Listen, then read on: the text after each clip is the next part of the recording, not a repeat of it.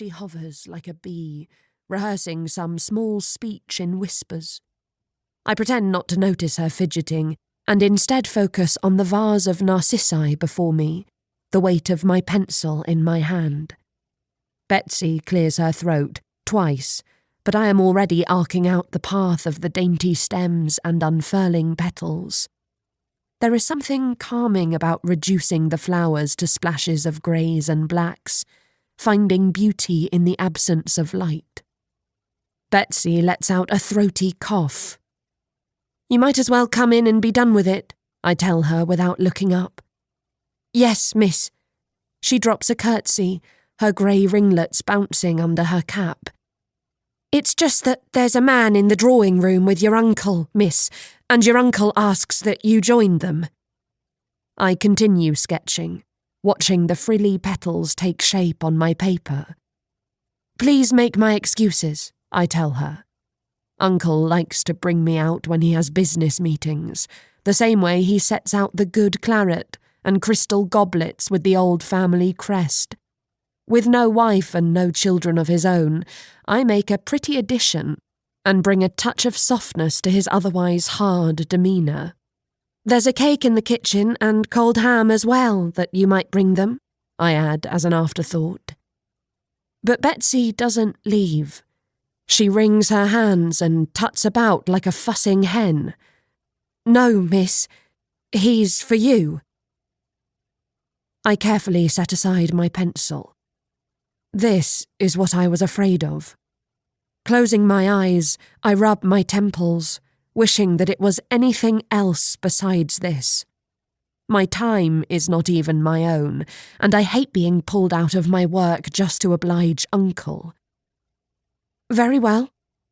I dismiss Betsy and take a moment in front of the mirror in the hall. Uncle's friends and associates are mostly stodgy old men, but there is always the possibility that it could be someone young, someone exciting. I pinch roses into my cheeks and tease out a few of my yellow curls.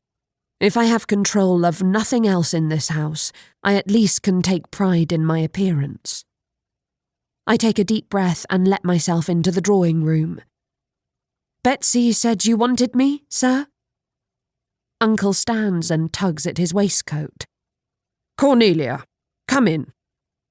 Though not more than 50 years in age, his poor temper and taste for rich food and drink has left my uncle with a ruddy complexion and portly figure. He is not a healthy man, and his jowls are loose, his complexion jaundiced.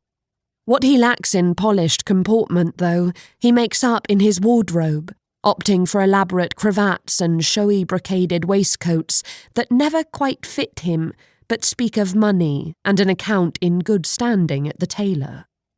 Uncle waves me over, impatient. "Come meet Mr. Reeves." Obedient, I come and position myself near the window where I know the soft grey light is especially flattering to my fair complexion. The man unfolds himself from his chair. He is tall and spare, his black frock coat well cut, and his boots shined. He looks familiar, perhaps from church or one of Uncle's interminable business dinners. I suppose some might consider him handsome, but there is an intensity in his dark eyes that is more predatory than charming. "Miss Cornelia," he says, taking my hand and bowing over it. "A pleasure." "Mr. Reeves." I withdraw my hand. "I hope my uncle is not boring you with land yields and livestock accounts." He shares a confidential look with my uncle. "On the contrary, our conversation has been on the most enjoyable of topics." "He's here to see you," Uncle says, ploughing straight into the heart of the matter as he always does. "Mr. Reeves comes as a suitor." Uncle makes the outcome of this meeting perfectly clear in the sharp downturn of his lips. His patience with the matter of my marital status is wearing thin. Well, that makes 2 of us. I don't fancy marriage, but I certainly don't fancy spending one more day than I have to under my uncle's roof either.